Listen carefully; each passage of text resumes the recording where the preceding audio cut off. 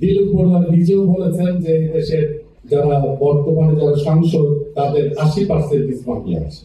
৭১ সালের 25শে মার্চে যেরকম গোলাগুলি হয়েছিল সমগ্র ঢাকা শহরে, ঢাকা বিশ্ববিদ্যালয় এবং তার পেরিফেরিতে ঠিক ওইভাবে গোলাগুলি হয়েছিল এবং ব্যালট বক্স ছিনতাই করা হয়েছিল, মাহফুজ হারানো হয়েছিল। তারপরে ইতিহাস আপনারা জানেন।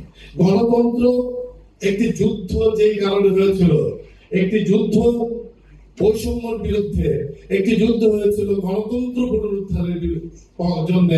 সেই গণতন্ত্র পুনরুদ্ধার করে থাক, গণতন্ত্র ধ্বংসের শুরুটাই হয়েছিল মুক্তিযুদ্ধ যেদিন শেষ হয়েছে তারপর থেকেই আজকে পর্যন্ত গণতন্ত্র পর্যন্ত বাংলাদেশে নাই।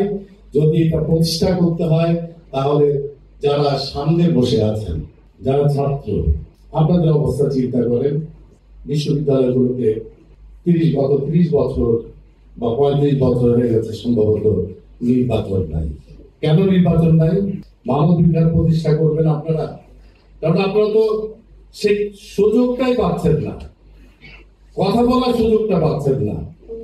যদি ভোটাভুটি হয়, ছাত্র সংসদ নির্বাচিত হয় পৃথিবীর সব দেশেই, বাংলাদেশে ছাত্ররা যেমন আন্দোলন করেছে, রাষ্ট্র নিয়ে কথা বলেছে, পৃথিবীর সব দেশেই রাষ্ট্র নিয়ে ছাত্ররা কথা বলে।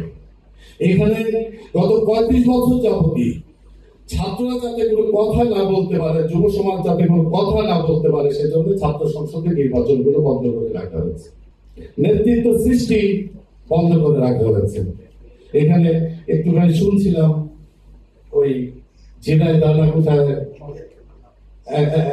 মানে একজন এমপির ঘটনা শুনেছেন, আবার এই সরকার সমর্থক অন্য একটি দল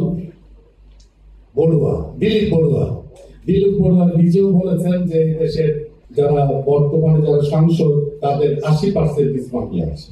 কেউ কোনো প্রতিবাদ করেনি, তারাও কোনো প্রতিবাদ করেনি। তাহলে বুঝতেই পারছেন যে আমরা কোন জায়গাটায় আছি। এটা পর্যন্ত আমার মনে হয় সংক্ষেপ করার কথা বলা হয়েছে, সংক্ষেপ করতে যাচ্ছে। এটা পুনরুদ্ধারের জন্য আজকে যারা সামনে বসে আছে তাদের দায়িত্ব সবচেয়ে বেশি। আপনি কলেজগুলোতে জানেন যে আপনি কথা বলতে পারছেন না, বিশ্ববিদ্যালয়গুলোতে কথা বলতে পারছে না, বিরোধী মতের কেউ কোনো কথা বলতে পারছে না। একদম গুন্ডা বাহিনী সেখানে তৈরি করা আছে।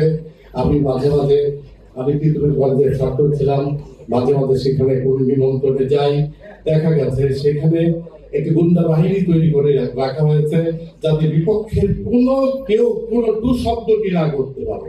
সেখানে শিক্ষক থেকে শুরু করে প্রত্যেকেই একটাই দল করে, সেটা হলো সরকারি। ঢাকা বিশ্ববিদ্যালয় অনেকটা ওরকমই, এখানে কথা বলতে পারছেন মুক্তভাবে, বাইরে যে এগুলো কথা বলতে পারছেন।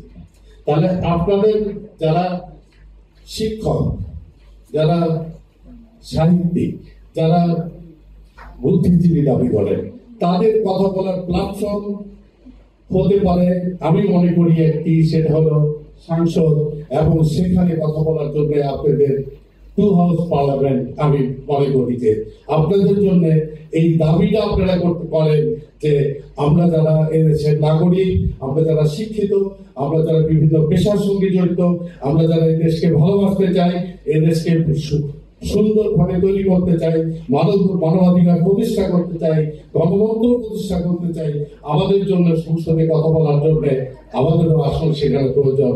সেই জন্য আপনাদের হাউস দরকার। পৃথিবীর প্রত্যেকটি দেশে আছে, বাংলাদেশেই এটা নাই।